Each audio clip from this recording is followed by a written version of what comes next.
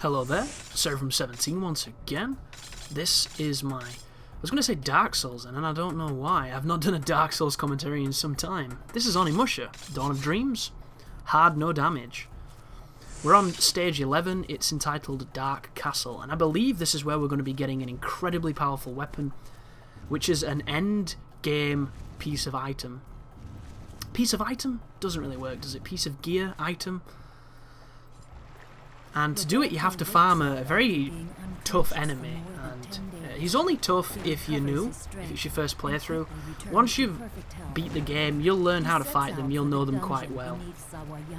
But he's a Genma general, and he's one of the... he's like a different one. I'm trying to think if they're actually named something different, but you'll know who he is, because he fires this haw beam that grabs you and pulls you to him, and his weapon that he's using is kind of like a segmented, serrated sword, a little bit similar to the...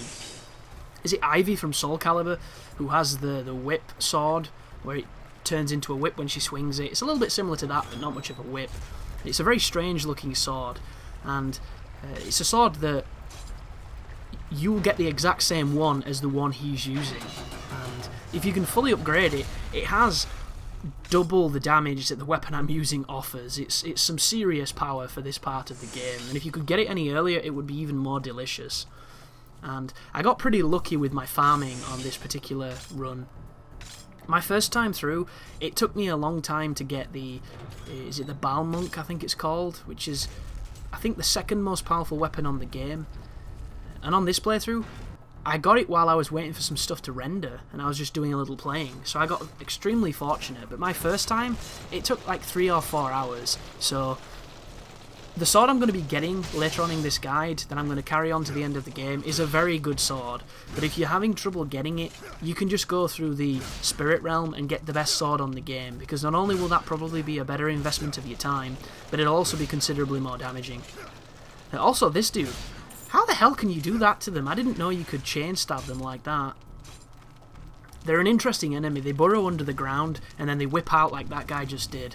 If they do that to you, underneath you, and you're not blocking, they will kill you. They do insane damage, multi-hit attacks.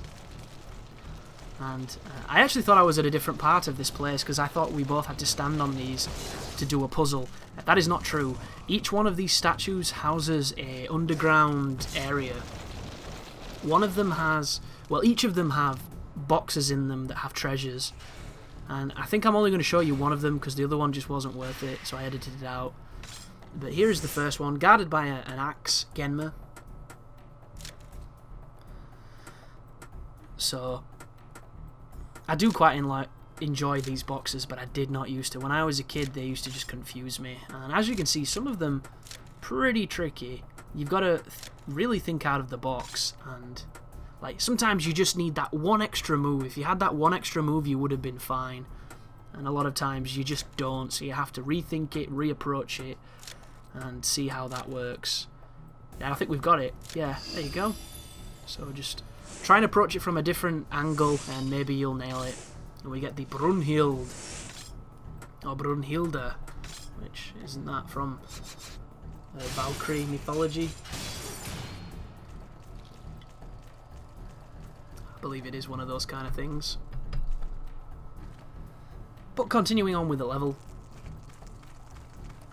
I'm going to be focusing on commentating this guide as quickly as I can, because it just takes up too much space on the hard drive, and I'm looking to get back into a project, because I've recorded like 4 projects in rapid fire, and I'm really inspired and motivated to bring new content. And I did say after Dark Souls 2 that I was going to focus on other things, and I am.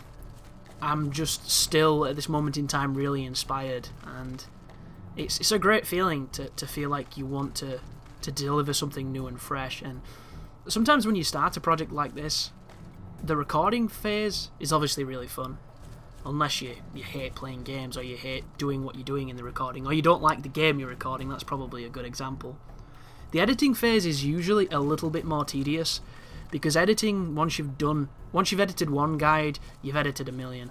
Like, I'm doing the same things I did on my very first one, And I've got it now down to a system where I can do it very quickly and very, you know, efficiently, but you still can't get away from the fact that you're doing the same thing. Oh, a strategy here, folks. What I'm doing is I'm using Roberta to lure the soldier away from the laser dude, and I'm going to use my other guy to beat up the laser monster.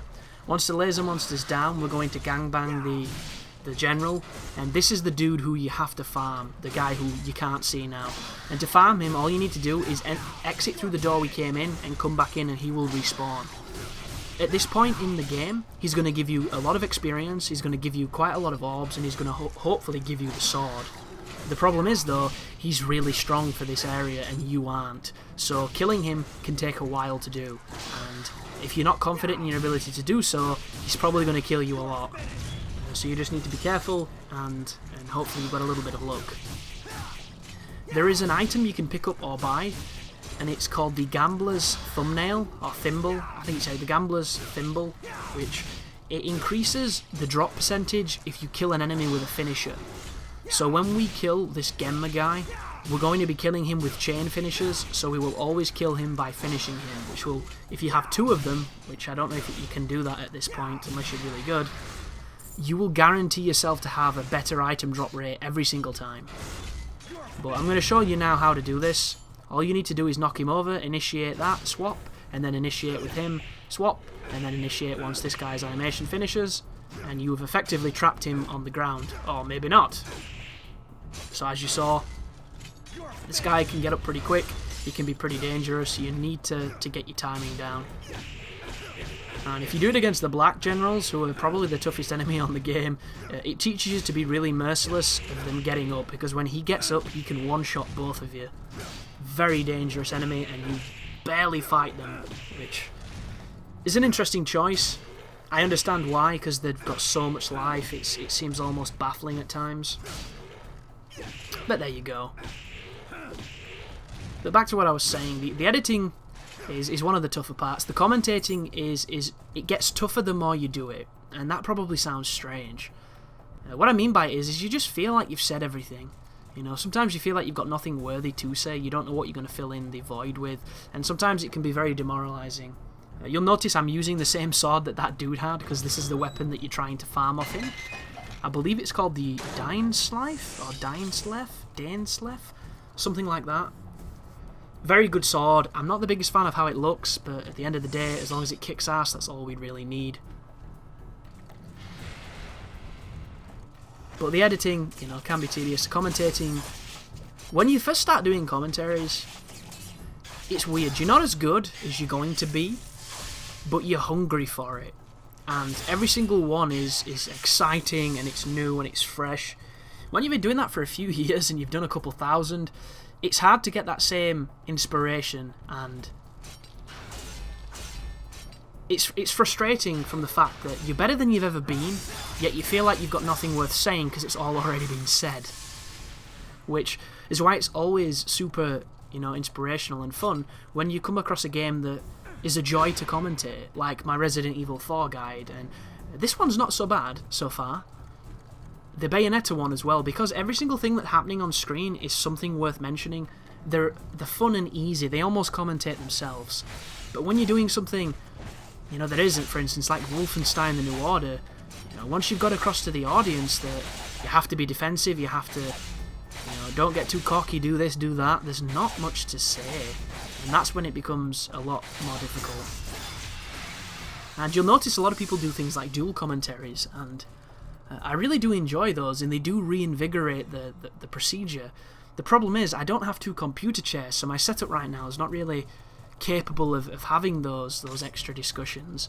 And in the future, I'm hoping to have a studio, you know, directed to like an office, which is set up with, you know, all kinds of dreams of dual monitors and awesome things.